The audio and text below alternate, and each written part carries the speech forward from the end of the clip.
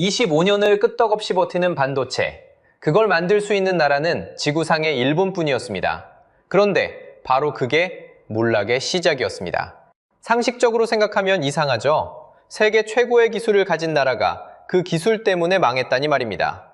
1988년, 일본은 세계 반도체의 절반을 혼자 쥐고 있었습니다. 그런데 30년 만에 그 자리는 거의 사라졌습니다. 도대체 무슨 일이 있었을까요? 범인은 밖에 있지 않았습니다.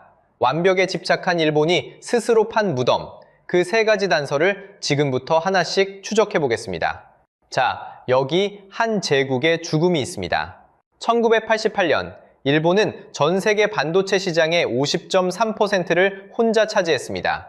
세계 시장의 절반을 딱 한 나라가 준 겁니다. 1992년에는 세계 10대 반도체 기업 가운데 5곳이 일본 회사였습니다. 10자리 중 절반이 일본 이름표였던 거죠. 특히 비램이라는 메모리 반도체에서는 80년대 중반 일본이 세계의 약 80%를 장악했습니다. 사실상 반도체는 일본 것이었습니다. 미국도 유럽도 일본을 따라오지 못했죠. 그 시절 일본의 기세가 어느 정도였냐면요. 미국이 국가 안보가 위협받는다며 직접 나설 정도였습니다. 반도체 하나로 세계 경제의 판을 좌지우지하던 나라. 그게 1980년대의 일본이었습니다. 그런데 2026년, 지금 그 제국은 어디에 있을까요?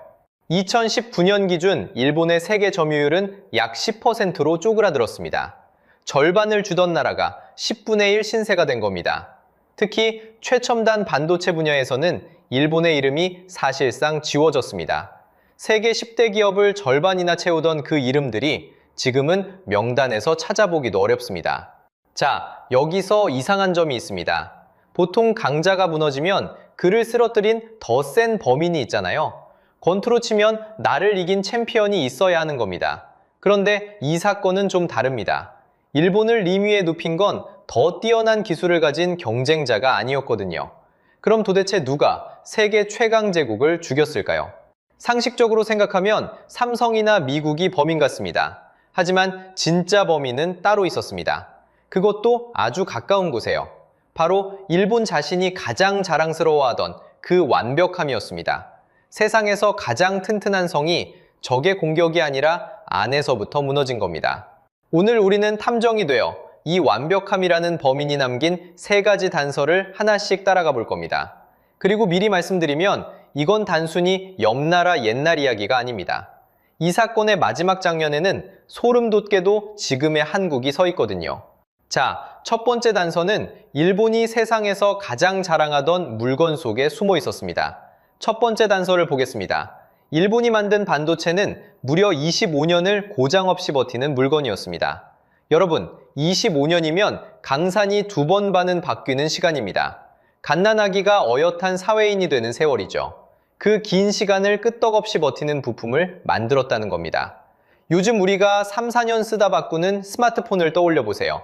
그 안에 25년간은 부품이 들어있다고 생각하면 얼마나 대단한 기술인지 감이 오시죠? 세계 어느 나라도 흉내 못 내는 완벽에 가까운 품질이었습니다. 왜 이렇게까지 만들었을까요? 그 시절 반도체는 주로 대형 컴퓨터, 그러니까 은행이나 정부의 거대한 메인프레임에 들어갔거든요. 이런 기계는 한 번 멈추면 큰일이 납니다. 은행 전산이 하루만 멈춰도 나라가 발칵 뒤집히잖아요. 그러니 부품도 수십 년을 버텨야 했죠. 일본은 이 요구에 완벽하게 부응했습니다. 특유의 장인 정신으로 세상에서 가장 튼튼한 반도체를 만들어낸 겁니다. 당시로선 그게 정답이었습니다. 여기서 삼성은 정반대의 길을 갔습니다. 한국이 만든 디램은 수명이 약 3년이면 충분한 값싼 물건이었습니다. 일본 기술자들이 보기엔 조잡한 싸구려였죠. 자, 대비가 선명하죠? 25년짜리 일본 반도체와 3년짜리 한국 반도체. 여러분이 1990년대 초의 기술자였다면 어느 쪽이 이길 거라고 봤을까요? 100이면 100, 완벽한 일본이라고 답했을 겁니다. 저라도 그랬을 거예요. 완벽한 쪽이 이기는 게 그때는 너무나 당연해 보였으니까요. 그런데 결과는 정반대였습니다. 일본의 반도체 기술자 유노가미 다카시는 훗날 이걸 이렇게 진단했습니다. 일본병의 본질은 과잉 기술로 과잉 품질을 만든 데 있다고요. 쉽게 말하면 필요 이상으로 완벽하게 만든 게 오히려 병이었다는 겁니다. 물론 이걸 장인정신 탓으로만 돌리면 절반만 본 겁니다. 남들보다 대량 생산 수요를 제때 못 끌어올린 문제, 엔화가 너무 비싸진 환율 문제도 분명히 겹쳐 있었으니까요. 완벽주의의 이 악재들이 더해진 겁니다. 생각해보세요. 3년만 쓸 물건을 25년 가게 만드느라 남들 2배의 정성과 비용을 쏟은 겁니다. 정성은 세계 최고였지만 시장은 그 정성에 한 푼도 더 얹어줄 생각이 없었습니다. 하지만 핵심 단서는 분명합니다. 25년이라는 완벽함. 바로 그게 첫 번째 흉기였습니다. 완벽한 게 왜 문제냐고요? 바로 그 무렵 세상이 통째로 뒤집히고 있었기 때문입니다. 세상을 바꾼 사건은 1995년에 일어났습니다. 바로 윈도우 95의 등장입니다. 이때부터 컴퓨터가 집집마다 들어오기 시작했습니다. 사무실에만 있던 PC가 안방으로, 아이들 공부방으로 들어온 거죠. 시장이 폭발적으로 커졌습니다. 자, 그럼 가정용 컴퓨터에 25년간은 부품이 필요할까요? 전혀 아닙니다. 3, 4년 쓰다 새 걸로 바꾸는데 25년짜리 완벽함은 그냥 비싼 낭비일 뿐이었습니다. 시장이 원한 건 완벽함이 아니라 가격이었습니다. 싸고 적당한 반도체, 바로 삼성이 만들던 그 물건이었죠. 세상이 원하는 정답을 한국이 쥐고 있었던 겁니다. 반대로 일본은 아무도 원치 않는 완벽함을 여전히 비싸게 팔고 있었습니다.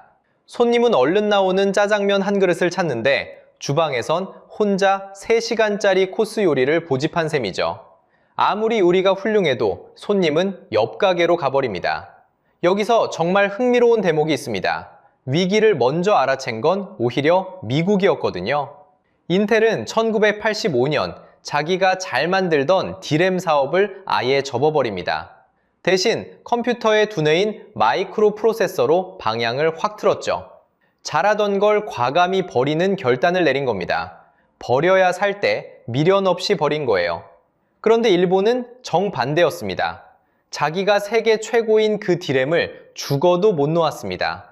완벽을 버리지 못한 것, 그게 첫 번째 단서의 진짜 무서운 얼굴이었습니다. 그동안 한국은 무섭게 치고 올라왔습니다. 사실 삼성의 도전은 훨씬 전부터였습니다. 1983년 삼성은 이른바 도쿄 선언으로 반도체 진출을 공식화했고 그 해 안에 64K D램을 개발합니다. 미국과 일본에 이어 세계에서 3번째였죠. 모두가 무모하다고 비웃던 도전이었습니다. 그리고 1993년 이건희 회장은 마누라와 자식만 빼고 다 바꾸라며 신경영을 선언합니다. 완벽함을 죽어도 못 버린 일본과 다 바꿔서라도 이기려던 한국. 승부는 이미 여기서 갈리고 있었던 겁니다. 지키려는 자와 바꾸려는 자의 싸움에서 승자는 늘 바꾸는 쪽이었습니다. 시장에서 완벽주의는 훈장이 아니라 무거운 족쇄였던 겁니다. 자, 첫 번째 단서가 이렇게 정의됩니다. 일본은 완벽했기 때문에 오히려 변화한 시장을 놓쳤습니다. 그런데 이 완벽함의 대가가 정확히 얼마짜리였는지 냉정하게 계산기를 두드려보면 진짜 소름이 돋습니다. 자, 이제 감정을 빼고 냉정하게 돈 계산을 해봅시다. 완벽한 물건을 만들면 돈을 더 벌어야 정상이잖아요. 그런데 일본은 왜 오히려 가난해졌을까요? 바로 여기에 첫 번째 단서에 진짜 값이 숨어 있습니다. 먼저 잃어버린 시장의 크기를 보시죠. 1988년 세계의 절반 50.3%를 주던 일본이 2019년엔 약 10%로 주저앉았습니다. 시장을 이만큼 잃었다는 건 그만큼 돈이 통째로 빠져나갔다는 뜻입니다. 세상의 절반을 팔던 장사가 10분의 1로 쪼그라든 거니까요. 한 해 매출이 반토막도 아니고 5분의 1로 줄었다고 상상해보세요. 웬만한 기업은 그냥 문을 닫습니다. 그런데 이 거대한 손실이 하루아침에 터진 게 아니라는 게 더 무섭습니다. 매년 조금씩 시장을 야금야금 뺏기면서 벌어진 일이거든요. 서서히 데워지는 냄비 속 개구리처럼 일본은 위기를 위기로 느끼지도 못한 채 삶아지고 있었습니다. 정신을 차렸을 땐 이미 물이 펄펄 끓고 있었죠. 돈이 새어나간 진짜 구멍은 원가에 있었습니다. 숫자로 보면요. 25년 버티는 반도체를 만들려면 재료도, 공정도, 검사도 훨씬 많이 들어갑니다. 그런데 쉽게 말하면요, PC 시장은 그 값을 한 푼도 쳐주지 않았습니다. 3년이면 충분한데 25년짜리를 만들었으니 쓰지도 않을 22년어치 내구성에 돈을 들이부은 셈이죠. 그 비싼 원가를 붙이고도 삼성보다 비싸게 팔 수는 없었습니다. 그러니 팔면 팔수록 남는 게 줄어드는 밑빠진 독이 된 겁니다. 많이 팔수록 적자가 쌓이는 이상한 장사였던 거예요. 여기에 결정타가 하나 더 있었습니다. 1986년 맺어진 미일 반도체 협정입니다. 잘 나가는 일본을 견제하려고 미국이 압박해 만든 협정인데요.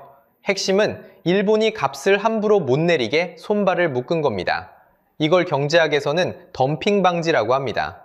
원가보다 싸게 팔아 상대를 밀어내는 걸 못하게 막은 거죠. 문제는 그 사이 한국은 아무 제약 없이 값을 확 낮출 수 있었다는 겁니다. 많이 만들수록 개당 원가가 싸지는 규모의 경제까지 밀어붙였고요. 한 손이 묶인 일본과 두 손이 자유로운 한국. 가격 싸움의 승부는 뻔했습니다. 그래서 결론이 이렇게 됩니다. 세상에서 가장 완벽한 반도체를 만들어서 일본이 손에 쥔 건 시장도 이익도 아니었습니다. 남은 건 우리가 최고라는 자부심 하나뿐이었죠. 완벽함이라는 자존심이 매달 원가라는 청구서로 꼬박꼬박 날아든 겁니다. 그런데 기술은 두 번째 단서일 뿐이었습니다. 진짜 이상한 건 일본이라는 조직 그 자체였거든요. 일본 정부라고 손 놓고 있었던 건 아닙니다. 오히려 반대였습니다.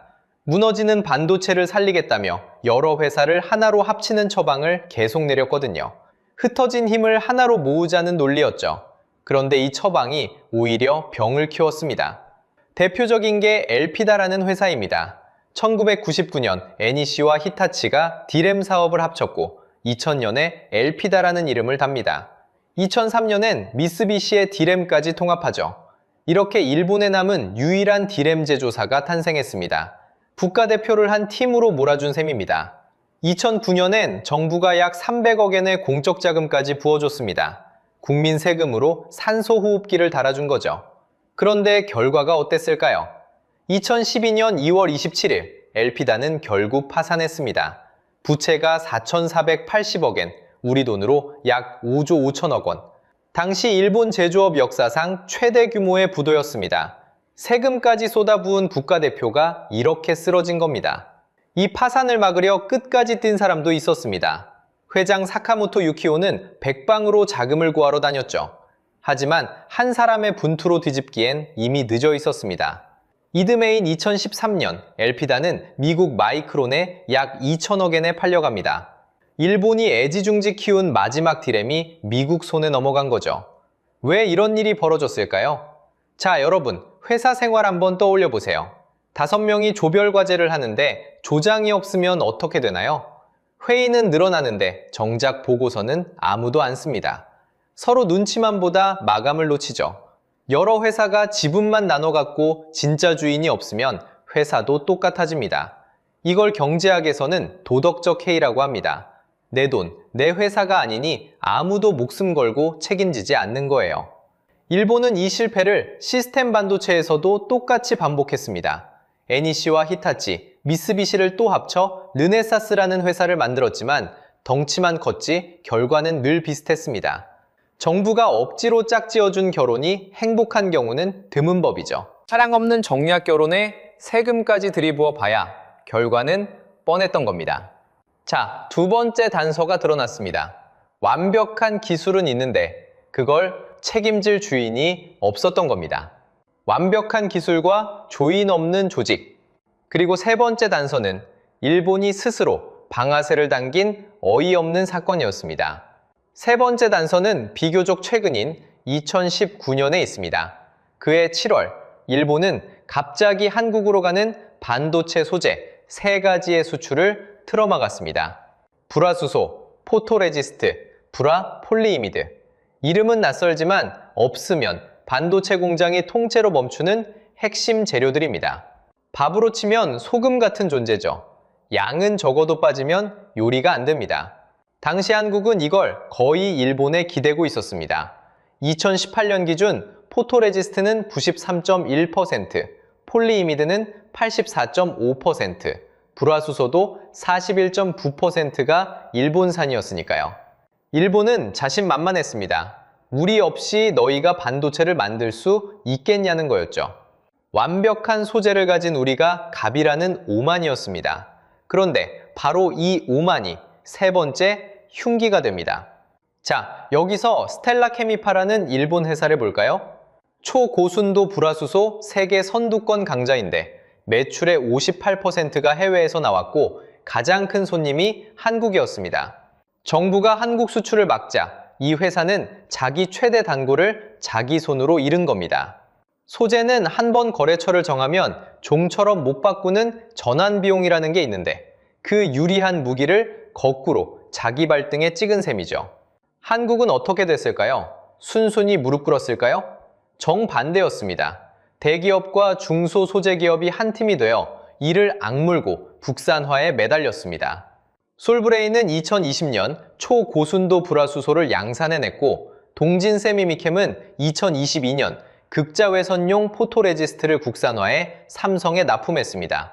결과는 놀라웠습니다. 일본산 불화수소 수입 비중은 2018년 41.9%에서 2020년 7.7%로 곤두박질 쳤습니다. 단골 열의 아홉이 발길을 끄는 셈이죠. 더 허무한 건 그 다음입니다. 일본은 2023년 3월 그 요란했던 규제를 슬그머니 다 풀어버렸습니다. 그런데 한국은 이미 홀로 서기를 끝낸 뒤였죠. 규제를 풀어줘도 예전만큼 사줄 이유가 없어진 겁니다. 업계에서는 이걸 속빈 강정이라고 불렀습니다. 완벽한 소재를 쥐고 있다는 자만이 오히려 자기 시장을 통째로 걷어찬 거예요. 규제라는 칼을 뽑았다가 자기 속만 벤 셈입니다. 세계 최고의 소재를 가졌다는 그 자부심이 정작 그 소재를 팔 시장을 스스로 없애버린 거죠. 오만이 치른 대가치고는 너무나 뼈아픈 자책골이었습니다. 자, 이제 세 단서가 모두 모였습니다. 25년짜리 완벽함, 주인 없는 조직, 그리고 자만이 부른 자충수. 이제 진범의 정체가 드러납니다. 자, 세 단서를 모아 진범을 지목할 시간입니다. 일본 반도체를 죽인 범인은 삼성이 아니었습니다. 미국도 중국도 아니었습니다. 진범은 일본 안에 있었습니다. 바로 완벽함에 대한 집착, 아무도 책임지지 않는 부조, 그리고 내가 갑이라는 자만. 이 셋이 합쳐진 완벽이라는 이름의 범인이었습니다. 가장 튼튼했던 성이 밖의 적이 아니라 안에서부터 조용히 무너진 겁니다. 강점이 곧 사인이 된 셈이죠. 그럼 일본은 이대로 끝일까요? 아닙니다. 일본도 이 진실을 뒤늦게 알아챘습니다. 그래서 2022년 8월 국가의 명운을 건 승부수를 던집니다. 라피더스라는 새 회사입니다. 토요타, 소니, 소프트뱅크 같은 대표 기업 8곳이 손잡고 미국 IBM에게서 이 나노 기술을 넘겨받았죠. 성과도 있습니다. 2025년 7월엔 세계 최선단급 2나노 트랜지스터를 처음 작동시키는 데 성공했고 2026년 2월엔 후지츠 등 30개 기업이 1,600억 엔을 추가로 대기로 했습니다. 겉보기엔 일본이 다시 힘차게 뛰는 것처럼 보입니다. 그런데 자, 여기서 소름 돋는 대목이 있습니다. 라피더스를 뜯어보면 30년 전 그 범인이 또 보이거든요.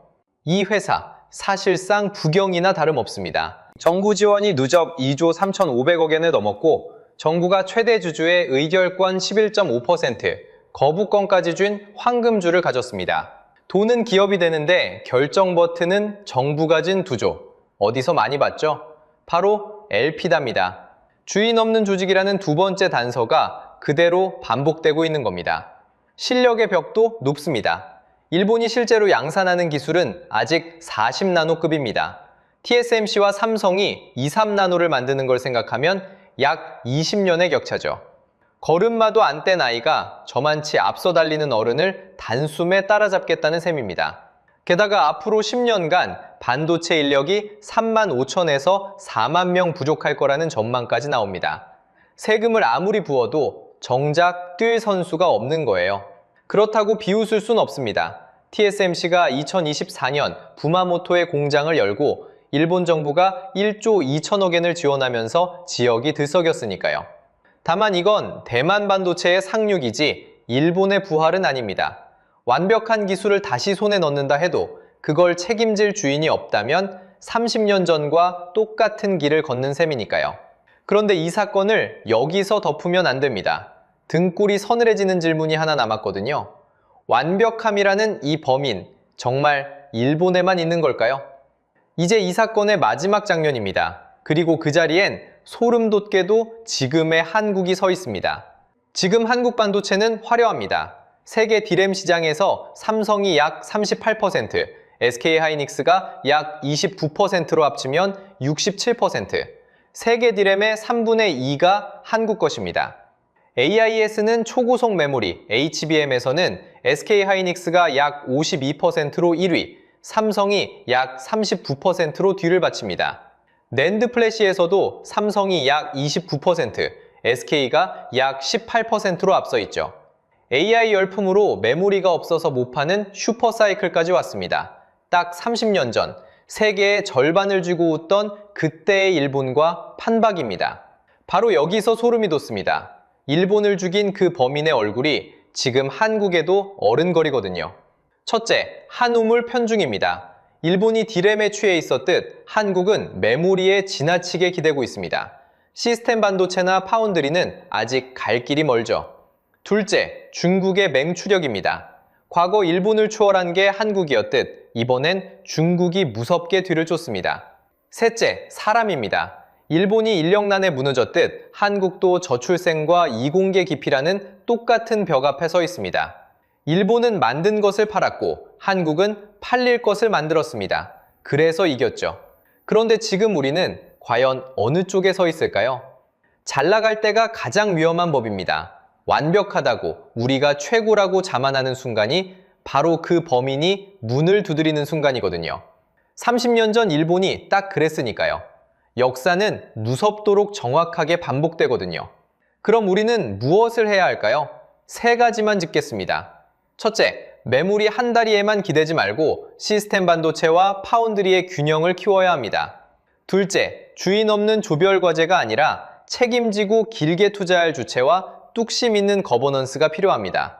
셋째, 무엇보다 사람입니다. 반도체를 만들 인재를 지금부터 길러야 합니다. 여러분은 어떻게 보시나요? 지금 한국 반도체가 완벽함의 함정에 이미 들어섰다고 보시나요? 아니면 아직 시간이 있다고 보시나요?